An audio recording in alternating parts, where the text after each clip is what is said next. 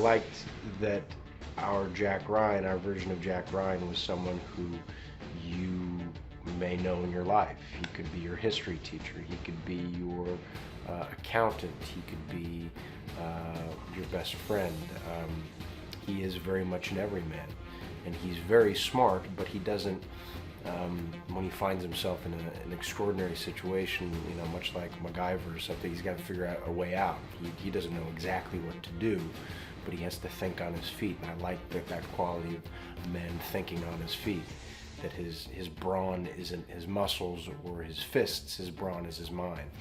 I enjoyed his paradox. He's the best and the brightest, a brilliant analytical mind, but a sort of reluctant CIA man. And in this origin story, you get the chance to see how someone who originally had joined the Marines had been sort of invalided out with a terrible helicopter crash and subsequent very, very serious back injury, quite where they go and what they do with their life, and whether they can find in themselves and for themselves another way to serve.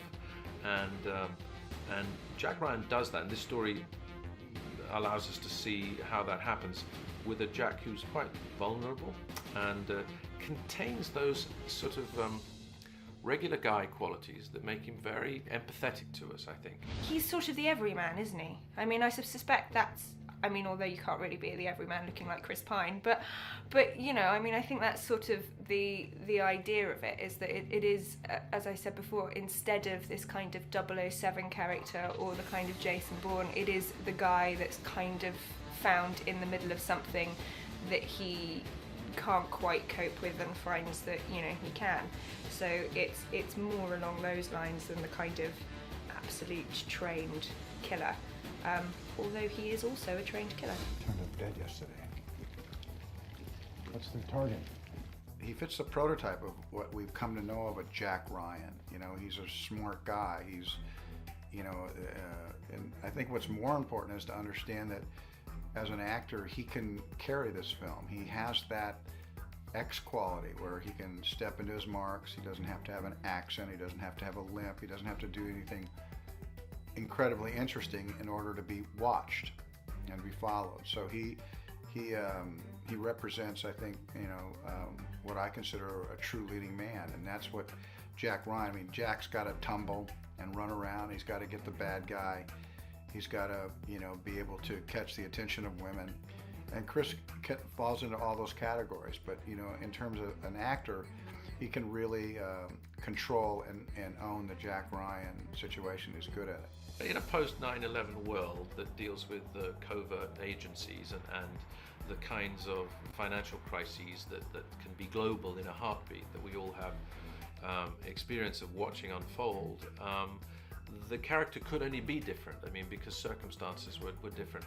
Essential characteristics remain the same in terms of the level of his ambition, his devotion to those he loves, some pleasing eccentricities. But Chris Pine just brings a modernity in his own way that all those other actors did, and that everyman quality that is that makes him particularly appealing. I remember watching the films growing up and watching someone like Harrison Ford do it, and there was always a quality to him that even if a superior were to tell him something to do, if he didn't believe it was right in his heart, in his mind, in his bones, if he didn't think it was something that was worth doing, he wouldn't do it, and he would fight back. And that is to me the definition of a good man and a you know, a hero, someone I would like to watch on screen.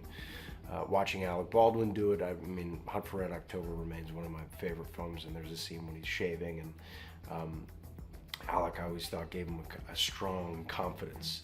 You know, you never doubted for a second that he wasn't going to get on that submarine.